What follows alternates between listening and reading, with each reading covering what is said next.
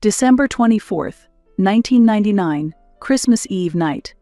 Cold rain streaked across the windows of St. Mary's Hospital. Nicole, 21 years old, sat beside the hospital bed of her husband, Raphael, cradling their newborn daughter, Meryl, in her arms. The white hospital walls were adorned with Christmas decorations crafted by the nurses. There was no joy of Christmas. Instead, a heavy atmosphere enveloped the room. Memories of meeting Raphael resurfaced in Nicole's mind as if it were just yesterday. 2 years ago, Raphael was a regular at the cafe where Nicole worked part-time. A literature student, he always carried thick books in his hands. Over time, through brief conversations, Nicole found herself drawn to his inner self. Falling in love with him was like a refreshing breeze of youth, filled with joy. Campus dates, picnics in the park, movie nights at the theater. With the recklessness of youth, they decided to get married after 6 months. However, their determination was unwavering. The wedding was small but heartfelt. Nicole's salary was modest, and Raphael was still a student, so they had no luxuries. But for them, it was enough. They believed that as long as they had love, nothing else mattered. When they found out Nicole was pregnant, they felt unparalleled happiness. Nicole attended university during the day and worked multiple part-time jobs at night. Raphael, too, continued his studies as long as his health allowed. Their future seemed bright and full of hope. "She looks like you," Raphael said weakly. His body grew weaker with each passing moment due to his illness. "No, she looks like you," Nicole replied with a smile. Baby Meryl, oblivious to her parents' conversation, slept peacefully, her gentle breaths filling the room. The weight of her tiny life pressed tenderly into Nicole's arms. Raphael smiled faintly. Despite his condition, that smile seemed to light up the entire room. "Make Meryl happy." His voice faltered. "Of course. But you too. You'll get better soon. The 3 of us as a family." She couldn't finish her sentence. The doctor's expressions had already said it all. Raphael's condition was far more severe than expected, and the treatments had little effect. Raphael shook his head slowly. Perhaps he instinctively knew his time was short. His eyes didn't reflect resignation, but rather a deep love. "Please, Nicole, promise me." "I promise," Nicole said, gripping Raphael's hand tightly. She had never felt his hand so cold. That smile became Raphael's final gift. As night fell, his breathing grew weaker. Nicole clung desperately to his hand. But fate had decided to tear apart their young love. A little past midnight, Raphael quietly took his last breath. At that moment, the hospital clock struck midnight, and Christmas bells rang faintly in the distance. Holding her baby, Nicole wept in the hospital corridor. Outside, the rain poured harder. The Christmas tree's lights cast flickering reflections along the hallway. In that light, Nicole made a vow. No matter what, she would protect Meryl. She would love her and ensure her happiness. From that night on, Nicole's life changed drastically. She dropped out of university and searched for full-time work. During the day, she worked in sales, and at night, she taught herself programming. Her sister Lizzie, who lived nearby, helped care for Meryl. Through relentless effort, Nicole ensured Meryl could live a life of comfort. She gave her daughter countless toys and trips abroad. Whatever her daughter wished for, she provided. She believed that was how love should be expressed, and she thought it was the way to fulfill her promise to Raphael. Her mission was to never let her daughter feel lonely. But now, that conviction was beginning to waver. The promise she had kept for 23 years was questioning her in an unexpected way. What is true love? What is true happiness? Nicole realized she needed to find the answers from now on. In the spring of 2024, the aroma of coffee filled the living room of Nicole's home. This house, located in an upscale neighborhood in the suburbs of New York, symbolized her success. However, that morning, the atmosphere was unusually tense. "Mom, I need to talk to you about the wedding," Meryl said from across the table. Her voice carried the familiar tone of a daughter still accustomed to leaning on her mother. At 23 years old, Meryl had lived a life of luxury and comfort. She was the epitome of a young person accustomed to having the latest gadgets and indulging in an extravagant lifestyle. As Nicole looked at her daughter, a thought crossed her mind. Did Meryl truly resemble Raphael? Certainly, her outward appearance had Raphael's refined features. But Nicole didn't sense much of Raphael's kindness, empathy for others, or, above all, his strong will. "Marty and I booked the Grand Plaza Hotel," Meryl said, her voice brimming with excitement. "Usually there's a 2-year wait, but thanks to Marty's connections, we got a cancellation slot for next month."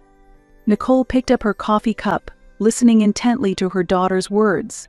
Marty, whom Meryl had met a year ago, was a rising star in the investment analysis world. Nicole's instincts as a businesswoman, however, sensed something off about him.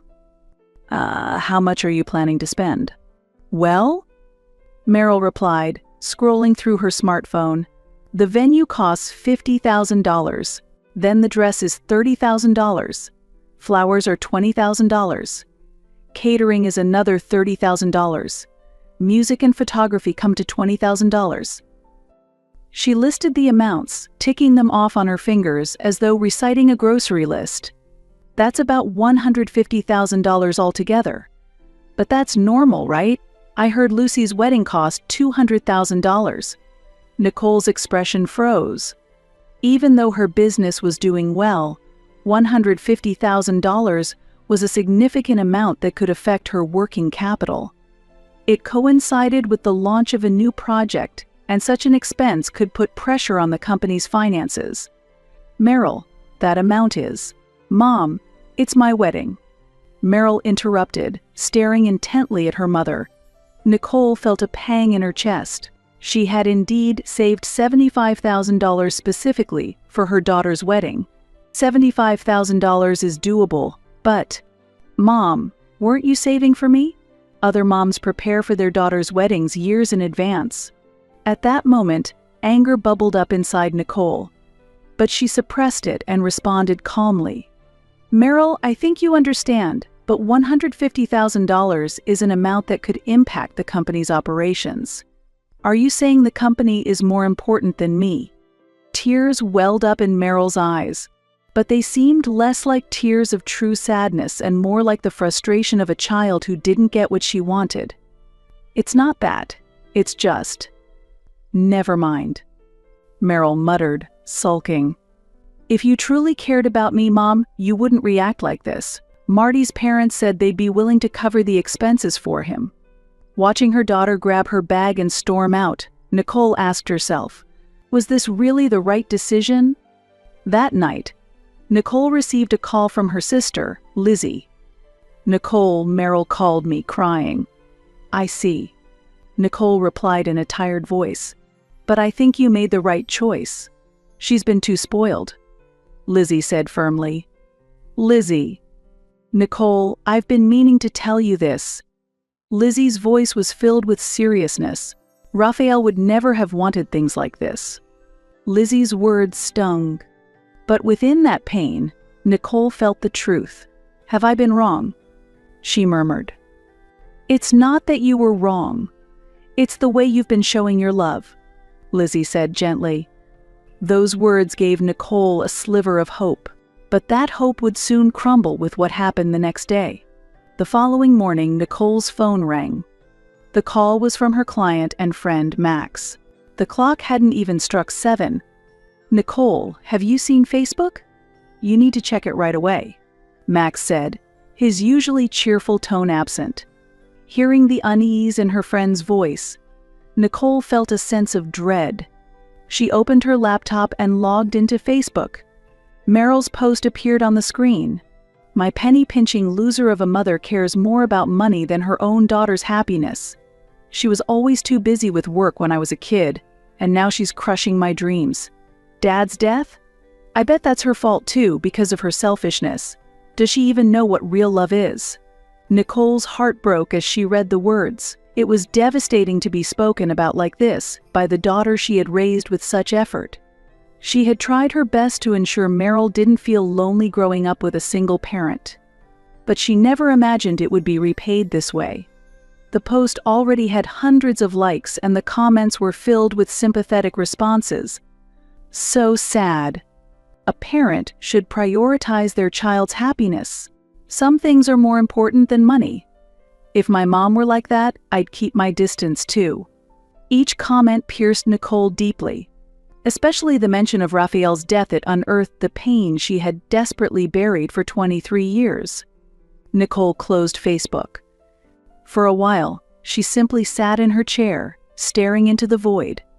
Her mind swirled with memories. The night Raphael passed away, the years of working tirelessly to raise Meryl, all the ways she had tried her best for her daughter. Her phone rang again. This time, it was a call from her office. About the morning meeting. Cancel it, Nicole said in a weary voice. I'm not feeling well today. Understood, but... The hesitation in the voice on the other end was evident. There have been some inquiries from a few board members regarding the social media issue. So the post was already making waves in the industry. As a prominent figure in IT consulting, her reputation was bound to take a hit. Cancel all my appointments. For urgent matters, contact me directly on my cell, Nicole instructed. When Nicole hung up the phone, the room felt silent and heavy. About an hour later, the doorbell rang. Standing at the door was her sister, Lizzie. Nicole, are you okay? Nicole, looking apologetic, invited her sister inside. Lizzie headed straight to the kitchen and began preparing breakfast. I saw Meryl's post, she said, while toasting some bread. Nicole remained silent, sipping the tea Lizzie had handed her. Her hands were still trembling slightly. Lizzie, she said quietly. Was I a terrible mother? Not at all, Lizzie replied immediately. But she's been spoiled for too long, Lizzie said firmly. Nicole felt a small bit of comfort from her sister's words, but at the same time, she felt deep regret. Had she truly raised her daughter the right way? Bringing up Raphael was crossing the line, Lizzie said, her voice tinged with anger. Yes, Raphael. A sharp pain shot through Nicole's chest. Raphael's death was a wound that would never fully heal for her. To have that wound reopened by her own daughter was unbearable. Around midday, Nicole's phone rang again. It was Meryl's fiancé, Marty. Hello? Nicole? Marty's voice sounded nervous. Marty, Nicole said calmly. I know about your insider trading. There was a brief silence on the other end of the line. I can explain. It was just with my previous company. I don't want to discuss this right now, Nicole said, cutting him off before ending the call. By the evening, Meryl's post had been deleted, but screenshots had already spread widely across the internet. The post had even started to slightly affect the company's public relations. Are you just worried about your reputation? A message from Meryl popped up on Nicole's phone. At that moment, something inside Nicole snapped. She deleted the message without replying. Later that night, Lizzie showed up again, this time with a sleeping bag in hand. I'm staying here tonight, she said. I don't want to leave you alone. Nicole felt grateful for her sister's support. Throughout the day, Lizzie's presence had been her only solace. But this was just the beginning. This incident marked the start of an irreversible rift in the relationship between the mother and daughter. 3 days after the social media chaos, the situation escalated. Nicole's bank account received an unexpected deposit. The sender was Meryl, and the amount was $22,000. The accompanying message read, "This is my true worth. Enjoy it, you poor loser." Sitting at her office desk, Nicole stared at the screen of her smartphone for a long time.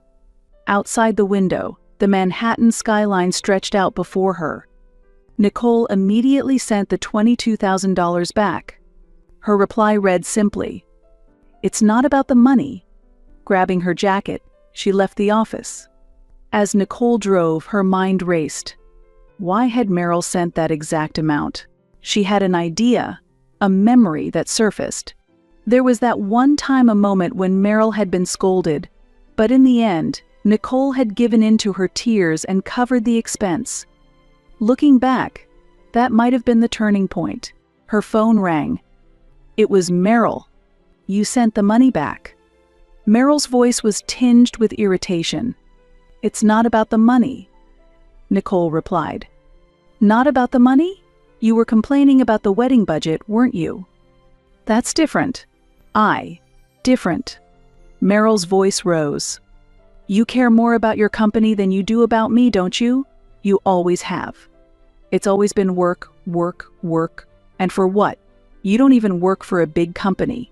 And yet I grew up in a house where we couldn't afford anything decent." Nicole was stunned. She couldn't believe her daughter thought of her that way.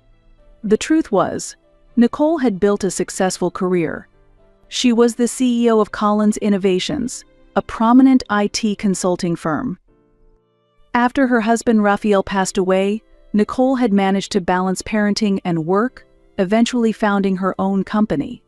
The business had flourished, but Nicole had kept her role as CEO a secret from Meryl. She wanted her daughter to grow up with a sense of normalcy and appreciate the value of money.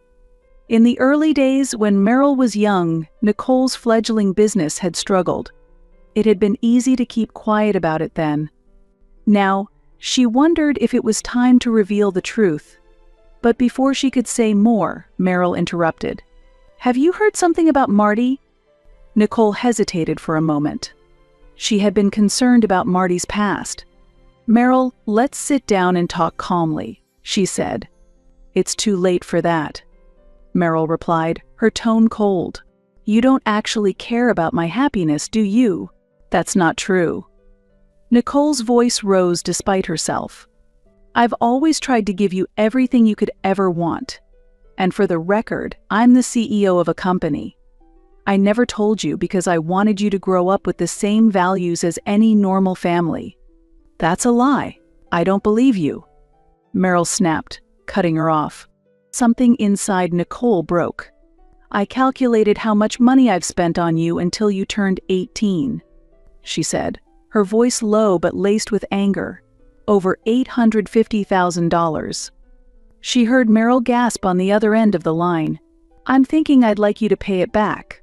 "What? Are you joking?" "I'm not joking. You're an independent adult, aren't you? You should be able to take responsibility for yourself." "Is that a threat?" Meryl's voice was sharp with fury. "It's not a threat. It's a fact," Nicole said coolly. There was a moment of silence. Then Meryl erupted. "You're the worst. I'd be better off without a mother like you." The call ended abruptly. Nicole pulled her car over to the side of the road, gripping the steering wheel tightly. Where had she gone wrong? What had she done to cause this? Everything felt like chaos.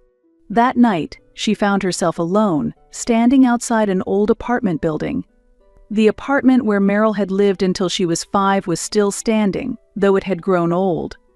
The building was worn, but it remained intact. Raphael. Nicole murmured in the empty home. 2 months later, during an emergency board meeting, Nicole received a message from Meryl. She didn't open it immediately. After leaving the meeting room, she returned to her office and opened Meryl's message first. "Mom, I want to apologize. Can we meet?" Just then, her phone rang. It was Lizzie. "Nicole, it's about Meryl," Lizzie said, her voice tense. "Marty never intended to marry her. It was all just a distraction to divert attention from his insider trading accusations." "What do you mean?" Nicole sank deeply into her chair. She had suspected something, but hearing it confirmed left her shaken. "And Meryl. She's crying. She's here at my house." Nicole stood up immediately. She instructed her secretary, Beth, to cancel the rest of her appointments and rushed to her car. When she arrived at Lizzie's house, she found Meryl curled up in the living room. Her makeup was gone, and she wasn't wearing any designer clothes. She looked like a fragile 23-year-old girl. Meryl. At the sound of her mother's voice, Meryl slowly looked up. Her eyes were red and swollen from crying. Mom, I looked up your company. I couldn't believe it, but it's true, you're really the CEO. I'm so sorry for saying such horrible things and hurting you. I've lost everything. Her voice trembled. Don't worry about that. Tell me everything about Marty, Nicole said as she sat beside her daughter. Meryl began speaking slowly. Last summer, I met him at a party. He was so charming and kind, she said, searching for the right words. Nicole listened silently. But he's a gambler. One day, I saw his phone. Meryl's voice faltered. Tears rolled down her cheeks. I was just a tool to him. Lizzie spoke softly. Meryl, you need to tell your mom everything. Meryl hesitantly pulled out her smartphone. Here. Look at this, she said. The screen displayed photos of Marty with another woman. The pictures, taken at a high-end restaurant last weekend, were clearly captured in secret. She wasn't just an ex, Meryl said, her tone calm. She's a securities analyst. They were working together to cover up evidence of insider trading. Nicole's expression grew stern. The wedding was part of their scheme. They thought showing strong family ties would reduce suspicion. I was just part of the act. Meryl's voice broke, and her shoulders shook as she began to cry again. Even attacking you, it was all Marty's idea. He said, create drama with your mom to gain sympathy. I was so stupid. Nicole gently placed her hand on her daughter's shoulder. The social media posts, even Dad's photos. It was all his manipulation. Meryl said, her face contorted in pain as she buried it in her hands. Her tears wouldn't stop. Nicole held her daughter silently. I've been reflecting on my entire life. Meryl continued, her voice muffled against her mother's chest. I share some of the blame, Nicole said quietly. But Mom, I tried to keep my promise to your father, but in the wrong way, she continued. Mom, Meryl said softly, what should I do now? First, Nicole answered, we need to report Marty to the police. You have evidence of his insider trading, don't you? Meryl nodded in agreement. And then, Nicole continued, you need to carve out your own life with your own strength. I'll always be here for you. But after all those terrible things I said, the bond between a mother and daughter isn't so easily broken, Nicole said with a gentle smile. Lizzie came in from the kitchen, carrying warm tea. The three of them sat quietly, holding their cups and gazing out at the evening sky. Starting the next day, their lives would change drastically. There was Marty's betrayal, the fear of media scrutiny, and the challenges at the company. But at that moment, the room was filled with warmth. The New York Times headline read, Rising star in IT industry arrested for insider trading. Marty's arrest sent shockwaves through the financial world. Nicole's office was flooded with interview requests from the early morning. But she delegated everything to the PR department and took the day off. She had more important matters to attend to. Ready? Nicole called to Meryl, who was waiting in front of Lizzie's house. The two got into the car and headed toward St. Mary's Hospital, the place where everything had begun 23 years ago.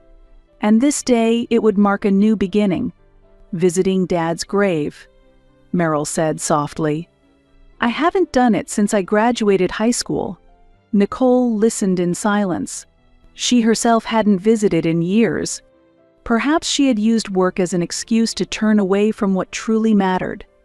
When they arrived at the small cemetery behind the hospital, they walked quietly together. At Raphael's grave, fresh flowers had already been placed by Lizzie. Dad, Meryl greeted the gravestone. A gentle breeze blew, rustling her hair. I won't run away anymore. I'll build my own life, just like Mom taught me. Nicole stood beside her daughter solemnly as though making a prayer. That afternoon, Meryl visited her mother's office. They sat across from each other in the meeting room. Mom, I've decided to start looking for a job, Meryl said with a determined expression. I've been leaning on you and haven't put in any effort. But from now on, that's a good decision, Nicole said with a smile. And I'm going to move out of the apartment. I'll find a place I can afford with my own income, not a luxury one. Nicole felt a surge of pride in her daughter's resolve. At the same time, there was a touch of sadness. This was what she had always wanted for her daughter as a parent. Mom, Meryl said, looking at her with earnest eyes. Nicole replied gently, I'll always be on your side. Sunlight streamed through the window, heralding the arrival of spring. A new season was beginning. 1 year later, in spring. In a small cafe in Manhattan, Nicole sipped her coffee while reading the newspaper. The business section detailed Marty's prison sentence. Sorry to keep you waiting. A cheerful voice broke her focus as Meryl took a seat across from her.